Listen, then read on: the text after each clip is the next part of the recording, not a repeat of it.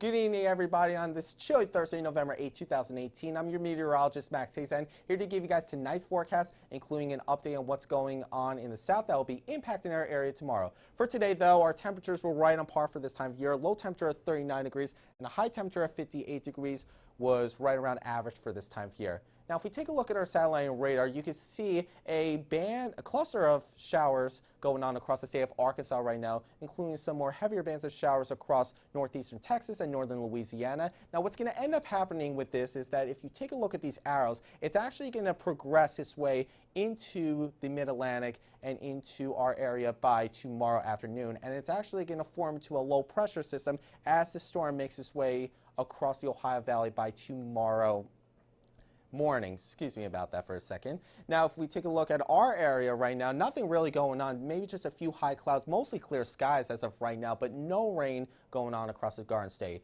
But as we take a look at our future cast for our storm tomorrow, you can see that a lot of the heavy precipitation is going to be moving into our area by around sunset tomorrow, right around the rush hour commute. So definitely you want to have your windshield wipers on and be careful on the roadways because it's going to get quite messy. It continues on throughout the evening hours of tomorrow night, but then really starts to make its way out of our area right around midnight tomorrow night, clearing out for some nicer weather, and we'll actually see some drier weather for our game day forecast. But for right now, our watches and warnings include a flood watch in effect from central to much of northern New Jersey in effect until Saturday morning. And what we also have is a flash flood watch from the National Weather Service Upton office for the New York boroughs, northeast Jersey, into upstate New York, and in portions of southern Connecticut.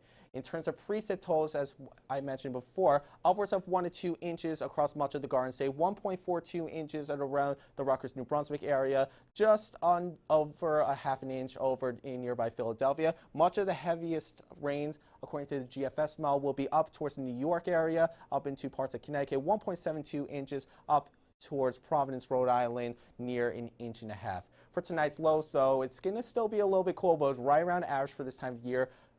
Upper 30s into the low 40s for much of the state, 39 New Brunswick, 41 in Camden, much cooler up in Sussex, right around freezing at 31 degrees. But as we take a step out to the north and west, you can see temperatures get a little bit colder up in the upper elevations of New York, 29 in Oneonta, 30 in Ithaca, 30 in Mount Pocono, a little bit warmer to our south at 42 degrees in Baltimore and 44 degrees in Dover. A more extensive look at tonight's forecast, 39 degrees is your low temperature, dry conditions, partly cloudy skies, but the rain's going to start to come in and make its way into New Brunswick tomorrow. Temperature of 55 degrees as your high with some locally heavy rainfall, especially late in the afternoon.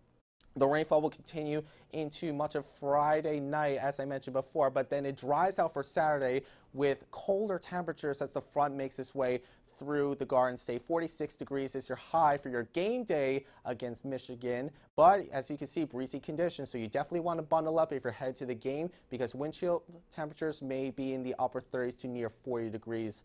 Rain comes back in on Monday and Tuesday with temperatures rising back up into the mid 50s, and Wednesday we could actually see our first chance of snowfall, but as of right now it looks like much of the snow may stick around to the north and west, but we're going to keep you an update on that. Temperatures are going to be well below average by midweek. So that's all from me. If you miss me or any of the other weather watchers, you could check us out at RUTV Network Channel 23.1 every 15 minutes. Like us on our Facebook page at facebook.com/RUWeatherWatcher. Follow us on Twitter at RUTVWW. And don't forget to submit those photos using the hashtag RUWeather. And for more information, if you just can't go to bed without taking a look at the weather, you could go to our YouTube page and watch our forecast at RUTV Weather Watcher. I'm meteorologist Max Hazzon. Have a good night, Rutgers, and stay dry.